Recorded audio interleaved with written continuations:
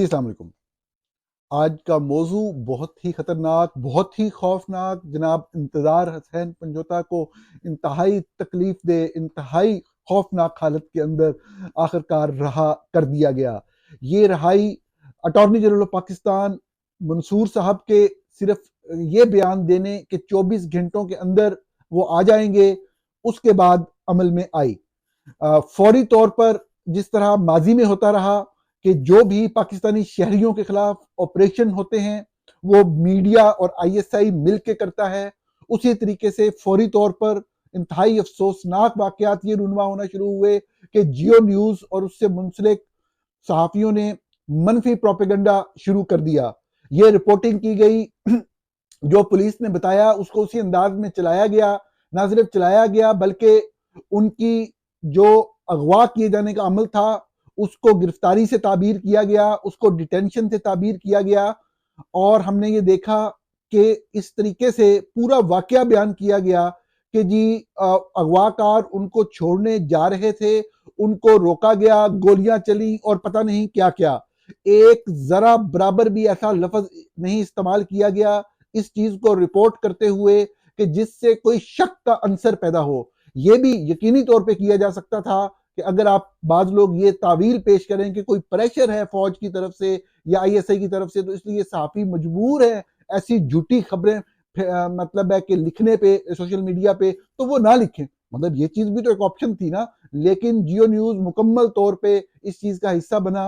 आपको याद होगा माजी में जितने भी वाकयात हुए अगवा के, तशद्दुद के, उसके ऊपर फौरी तौर पे कोई ना कोई मीडिया हाउस जो है वो आईएसआई के साथ कॉपरेट करता था।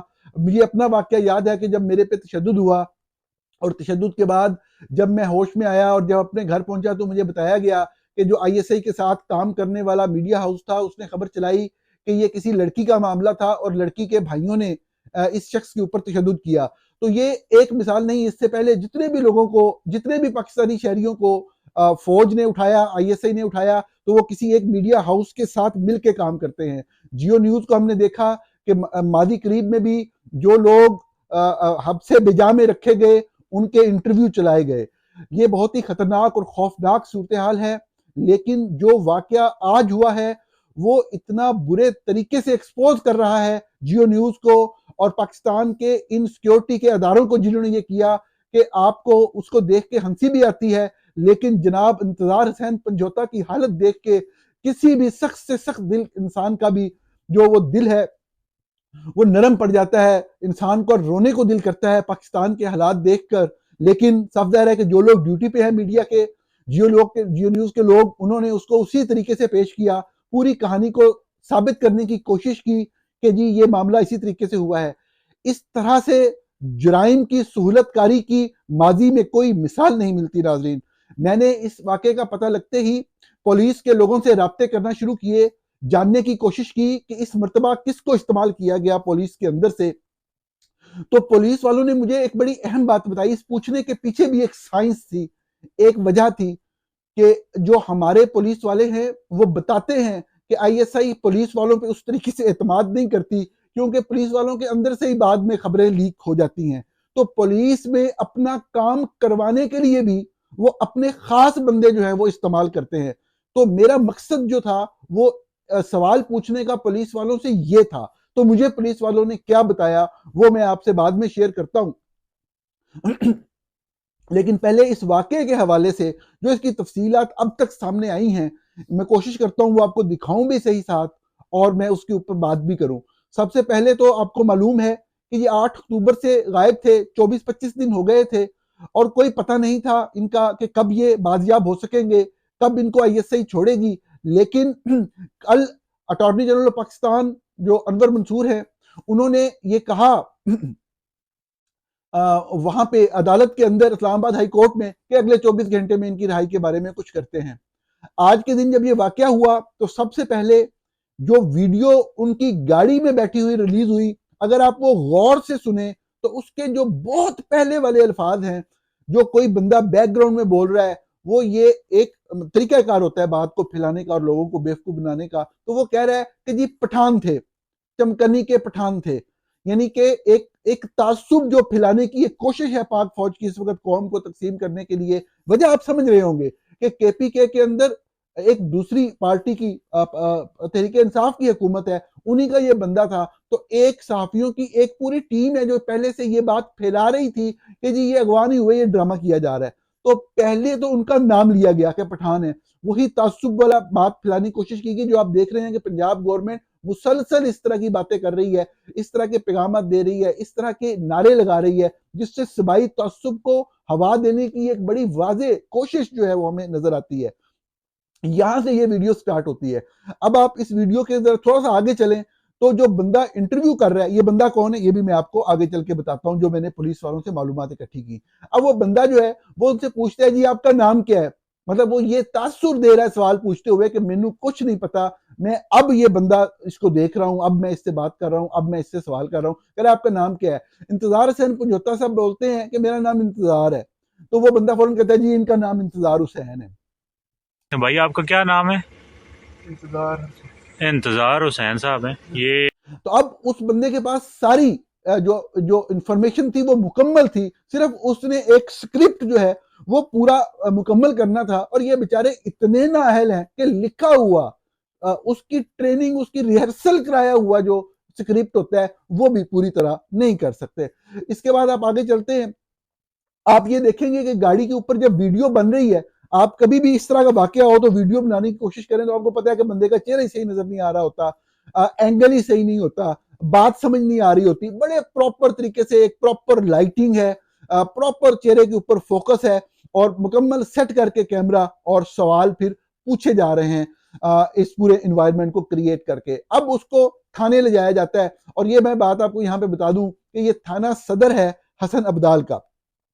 अब जब वो थाने पहुंचता है तो वहां पे बैठा हुआ बंदा जो है वो भी यही तासुर दे रहा है कि जी हमें तो बस फरिश्ता बन के जी हम वहां पे जो है ना आपके लिए पहुंचे हैं, और ये मतलब है कि आप रहा होके आ गए हैं। अब इससे पहले सफदर है कि वो एक कागज पे लिख के उससे अंगूठा लगवा के इंतजार हुसैन पंजोता साहब से और जियो न्यूज के रिपोर्टरों के जरिए ये फैला दिया गया था कि जी ये सारा वाकया जो है वो जी कोई अगवा किया था, कहीं रोकने की कोशिश की, गाड़ी भागी, पीछे से गोलियां चली, गोलियां चलने के बाद जो है अंदर से जो अगवाकार थे जो पठान थे, ये बात बहुत अहम है, ये बात ध्यान में रखिएगा, बार बार इसको रिपीट करवाया गया कि वो पठान थे। अब वो पठान थे वो भागे, क्योंकि अमूमी तौर पे एक तासुर सोसाइटी के अंदर क्रिएट कर दिया गया नफरतें फैलाने वालों ने कि ये सारा काम जो होता है ये पठान ही करते हैं। जैसे ये जितने कच्चे के डाकू हैं, जितने पंजाब के अंदर वाकयात का कार्रवाइयां, डाके, तशद्दुद सब हो रहा है, ये पठान कर रहे हैं। मतलब जो लोग जानते हैं उनको मेरी बात समझ आ रही होगी मैं क्या कहना चाह रहा हूँ। हर कौम के अंदर अच्छे बुरे लोग होते हैं, लेकिन इस तरह से एसोसिएट कर देना किसी एक उसको, ये खास एजेंडा होता है हमेशा से एस्टेब्लिशमेंट का तकसीम के लिए। और आप पंजाब हुकूमत को हम मुसलसल इस हवाले से सरगर्म देखते हैं। तो उसमें वो कहानी फैलवाई चली गई रिपोर्टरों के जरिए कि जी ये तो जी इस तरह रोका गया था, गाड़ी थी, गोलियां चली, यकदम वो निकले, भागे और फिर वो भाग गए। फिर आगे हम पहुंचे, गाड़ी खड़ी थी, उसके अंदर इंतजार पंजोता बैठे थे, हम पूरी तरह तैयार थे, लाइटिंग वाला भी तैयार था, सवाल पूछने वाला भी तैयार था, और फिर हमने वहां पे उसका इंटरव्यू किया और वो रस्सियां खोलने का वो सारा मामला किया। अब उनको जब वहां पे थाने लाया जाता है, आपने यकीनन देख ली होगी, अगर आपने गौर से देखा है तो जब वो ड्रामेबाज जो है सवाल कर रहा है, तो वो सवाल करने के बाद वो चंद सवाल करते हैं, तो उसके बाद अब सारे कहानी फैल चुकी है कि इस तरह मुकाबला हुआ है, इधर से गोलियां चली, उधर से गोलियां चली, इधर वो भाग गया, इधर ये भाग गया। अब वो कहता है कि जी अच्छा जी आप वकील हैं, अच्छा वकील है, ओहो तो आपको बड़ा तशद्दुद किया जी। वो कह रहे जी बहुत तशद्दुद किया जी। अच्छा जी फिर ये आप आज आपकी उनके साथ कोई डील वगैरह हो गई है? वो ये भूल गया कि जो कहानी बाहर स्क्रिप्ट से बाहर जो चलाई जा रही है जियो न्यूज के रिपोर्टरों के जरिए, वो ये है कि पुलिस मुकाबला हुआ है, गाड़ी करो। अच्छा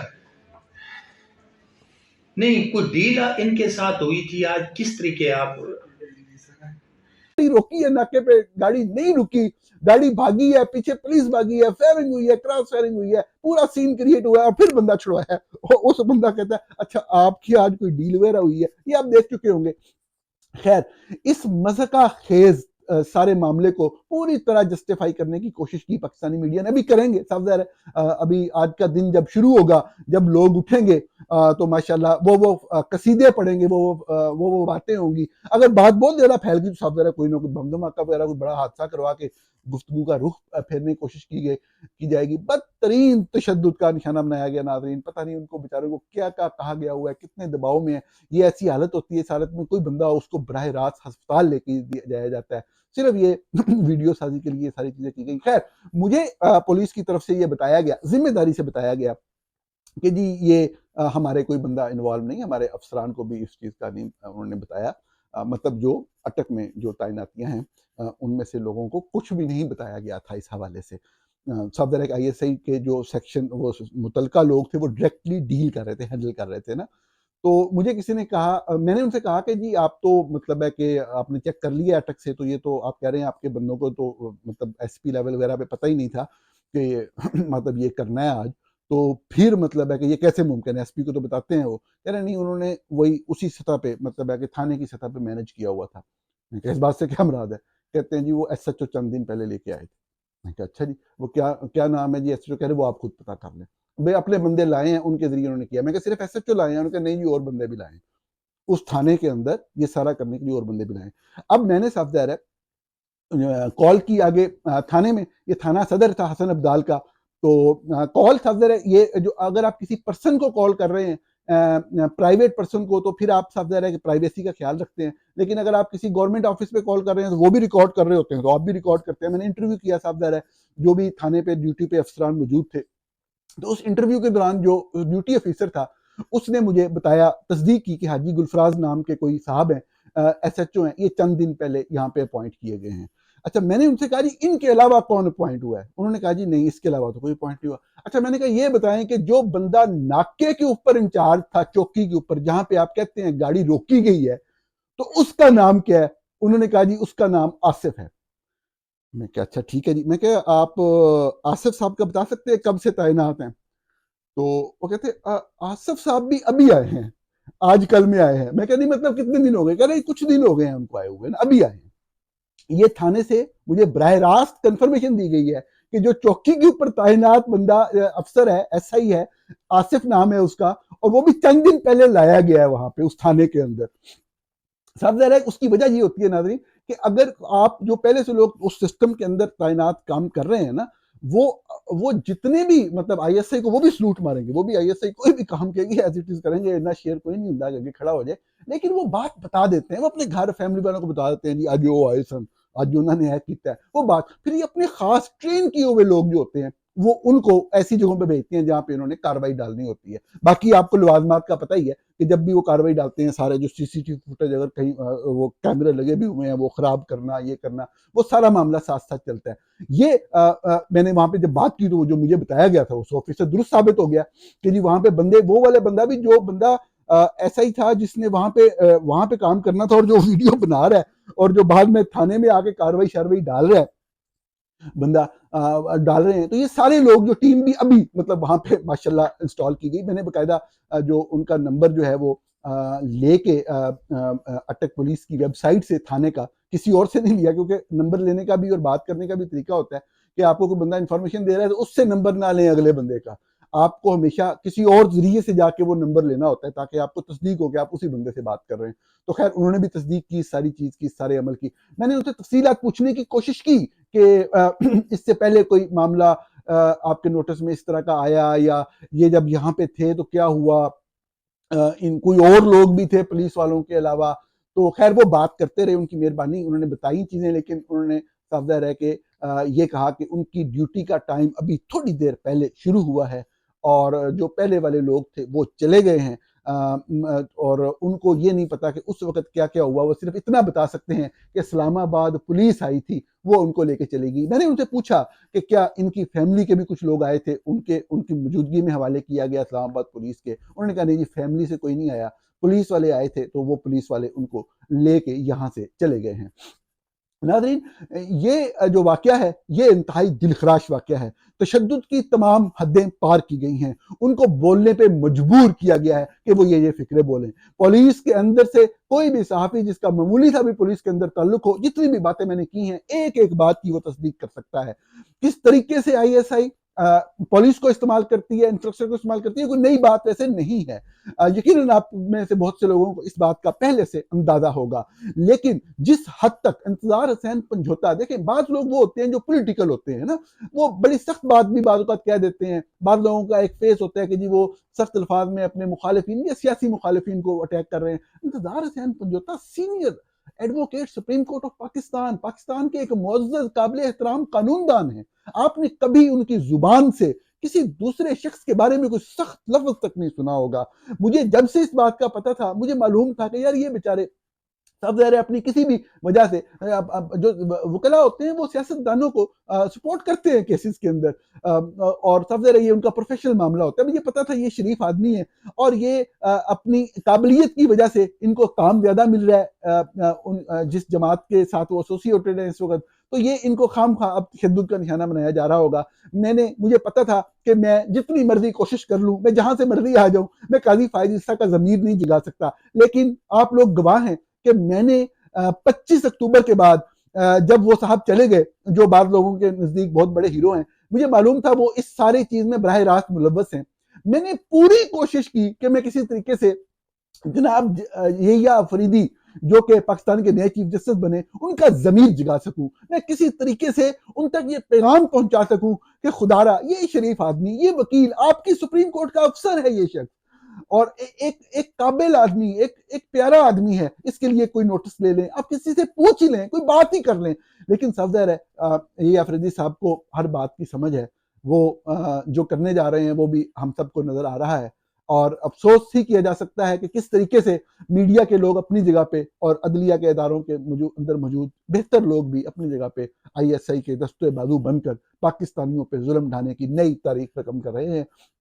ये वाकया यकीनी तौर पे यही नहीं रुकेगा, यकीनी तौर पे इसका रिएक्शन आएगा, और यकीनी तौर पे एक दिन ये जुल्म सितम जो पाकिस्तानी अवाम पे हो रहा है, इसका सिलसिला रुकेगा, बंद होगा।